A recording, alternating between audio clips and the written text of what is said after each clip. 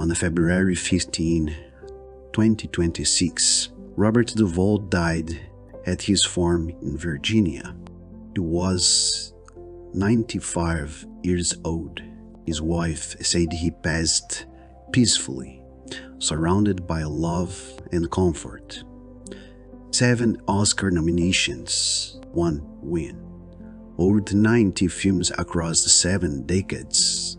He shared a New York apartment with Dustin Hoffman and Jane Hackman before any of them were famous. He studied alongside James Caan. He was Coppola's first choice for everything. And yet, if you asked most people to name the greatest actors of his generation, they would say Pacino, De Niro, Hoffman, not Duvall. This is the story of the greatest actor nobody talks about. If you enjoy deep dives like this, subscribe to Marquee Archives for more. Duvall was born in 1931, the son of a Navy Rail Admiral. He grew up on military bases across America. After college, he served 2 years in the Army during the Korean War. When he came back, he had no idea what to do with his life. So he went to New York, studied acting under Sanford Meester at the Neighborhood Playhouse. His classmates Dustin Hoffman, Jane Hackman, James Caan. They were broke. Hoffman slept on the kitchen floor. Hackman drove trucks. Duvall sorted mail at the post office. And then, in 1962, he got his first film role. No dialogue, not a single word. He played Bull Radley in To Kill a Mockingbird, the town recluse who spends the entire movie as a shadow, a mystery. And in the final scene, he steps into the light. Duvall smiles slightly, his features soften, and in that moment, without saying a single word, he launched his career. That was who Robert Duvall was. He didn't need words, he needed truth. In 1972, Francis Ford Coppola cast him as Tom Hagen in The Godfather, the Corleone family's lawyer. Their consigliere in a film full of explosive performances, Pacino screaming, Brando whispering, Caan raging. Duvall did something no one could. He was still. He listened. He watched. A critic once wrote, "Stars and Italians alike depend on his efficiency. He's tidying up around the grand gestures. He's being the perfect shortstop on a team of personality sluggers." And Coppola said best, "Bobby's hot after 1 or 2 takes."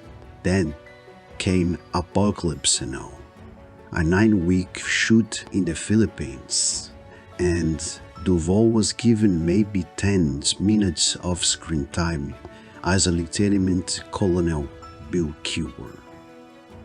10 minutes, that's all he got. And in those 10 minutes, bare-chested, wearing a cavalry hat, blasting Wagner from his helicopters, he delivered one of the most famous lines in cinema history. "I love the smell of napalms in the morning." The line was number 12 on AFI's 100 Greatest Movies quotes. It was voted the greatest movie speech ever in that 2004 poll. And Duvall almost didn't get the part. It was writing for someone bigger, taller. but he asked Coppola for a chance, and Coppola gave it to him. That's the thing about Duvall. It was never the obvious choice. It was always the right one. 1979, he played Bo Bergrum in The Great Santini, a brutal Marine pilot who bullies his own son to go harder him. Oscar nomination. In 1983, Tender Mercies, an alcoholic former country singer trying to start over in a small Texas town. He did his own singing. He won the Oscar, Best Actor. In 1989, he rode across the American frontier in Lonesome Dove, won the Emmy.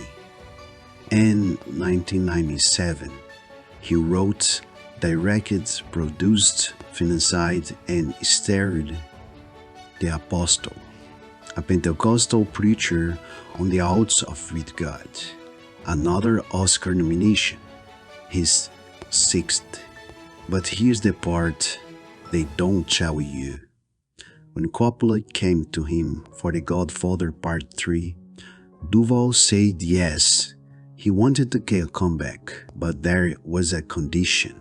Al Pacino was being paid $8 million. Duvall wasn't asking for the same. He just didn't want to be paid 3 or 4 times less for a role that helped define the franchise. Coppola came to his farm in Virginia. Duvall cooked him crab cakes. They talked, and in the end, the money wasn't there. Duvall walked away. Tom Hagen was written out, killed off screen between Part 2 and 3, replaced by George Hamilton. Years later, a reporter asked Duvall if he regretted it. He said, "No, because it wasn't as good as the other two." And that was Duvall. He didn't chase fame. He didn't chase money. He chased the work. People magazine once called him Hollywood's #1 second lead. It was meant as a compliment, but it also captured the paradox of his career. He was always in the room with the greatness. Often, he was the greatest one there. But the spotlight always landed on someone else. Pacino had the screams, De Niro had the silence, Hoffman had the transformation. Duvall had something harder to describe. He had truths. His own theory on acting was simple. He said, let the process take you to the result, rather than just going to the result. Be willing to start from zero and say, well, let's see what happens.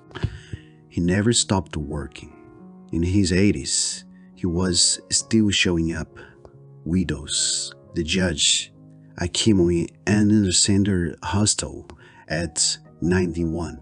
He married 4 times. The last one stuck. Luciana Pedraza, 42 years younger. An Argentine he met while dancing tango in Buenos Aires. They were together for over 20 years. He lived on a farm in Virginia. He danced tango. He cooked. He held a court with friends over long meals. On Sunday, February 15, 2026, he died at home, peacefully. His family said, don't hold a formal service. Instead, honor his memory by watching a great film. Tell a good story around a table with friends. Or take a drive in the countryside to appreciate the world's beauty. Robert Duvall appeared in over 90 films, 7 Oscar nominations, 1 win, 2 Emmys, 4 Golden Globes. He roomed with Hoffman and Hackman when they had nothing. He was Boo Radley, Tom Hagen, Colonel Kilgore, Gus McCrae, Sonny Dewey. Coppola said there comes a point where it's hard to say the difference between leading men and great character actors. Duvall never cared about the difference. He just wanted to act. Thanks for watching.